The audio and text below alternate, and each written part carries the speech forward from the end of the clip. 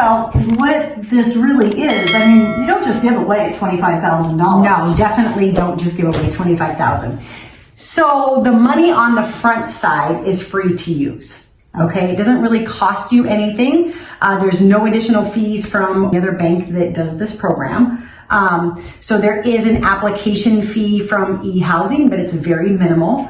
But it is a silent second mortgage is what we call this. So it's a great way to help people get into the property. So if you need some assistance getting into the home, this is an amazing opportunity because up to $25,000, there's not many companies that will just give you $25,000. Correct. And especially now with the interest rates shifting and the house prices still here in Florida staying pretty stable and not going down, this $25,000 would be a huge help to a lot of people. Yes, it would be a great help to a lot of people. Absolutely. Excellent. Absolutely. So we have the second mortgage. So the second mortgage really, as Jennifer's explaining, it's recorded as a secondary. So you really don't even know that you have a second mortgage in a sense because it is filed as a second mortgage. Right. It is important, as Jennifer said, though, extremely important that you remember that it does have to be paid back. It is not a gift that's being given. Correct. That's important for people to remember as well. Absolutely. Now, isn't there a part to this that if they refinance, what's the situation there? So if they refinance their original loan, they will be expected to pay this piggyback second or silent. Excellent.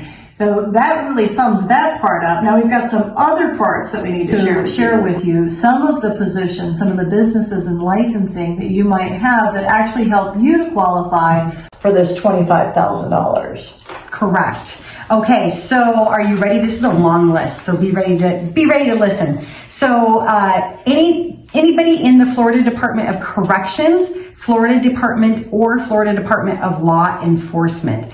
That includes juvenile detention officers and juvenile probation officers, firefighters, paramedics, EMTs, 911 public safety communicators. So if you're a 911 operator, you qualify.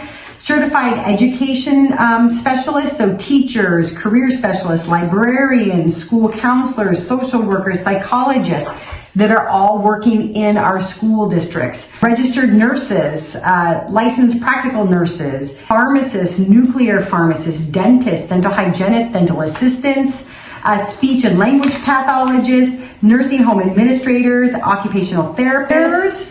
So if you have a license in this field, you can prove your license and you are full-time in one of these fields, then you very well may qualify for this $25,000. We're going to keep going through the list, but I wanted to share with you for just a moment how important this is because a lot of these positions were not covered previously in other types of funds like this. Correct. So we've got there's a lot more on this list. Correct. So prosthesis makers, let's see, orthotic fitter. Okay, orthotic fitter assistant, electrolysis, massage therapist. A massage therapist. So this means that you've got all these massage therapists that are out there that may not have previously been qualified or may not have had this type of a fund. And now all of a sudden, all the massage therapists are out there. So massage therapists, it's time to give us a call because now we have up to $25,000 to give you. Correct. Might help you get into a home because I hear that a lot from that industry. Comes from tip income, and so it's very difficult, for them to qualify for homes. So just remember, if you're qualifying off your tip income, I need to show 2 years. Gotcha. You have to claim those tips for 2 years on your income tax in order for that to count as income for you. But what else do we have here? We have laboratory directors, supervisors, techs from laboratories. We have phlebotomists, so if you draw blood for people. Let's see, we have licensed medical physicists. We have x-ray techs. We have genetic counselors. We have obstetricians. And one that just caught my attention, I'm going to interrupt Jennifer for just a moment, is a clinical social worker. A clinical social worker qualifies for this program. Isn't it wild? That's huge. It is huge. It's marriage huge. and family therapists. I mean, there are some on here that you just wouldn't normally think No. of that would qualify. You definitely would, like mental health counselor, child protective services enforcement officer. And even veterinarian. Yeah. A veterinarian qualifies for this. Correct. And vet techs and vet assistants qualify. That's some great information right there. Then can I tell you the best part about this whole entire program? Yes. So this is my favorite part about the whole entire program. So everybody that we just listed, they all need to be first-time home buyers, right? But then at the last, they save the last for the best, which is our active military and our veterans. So if you are active military or a veteran, you do not have to be a first-time home buyer to take part in this program.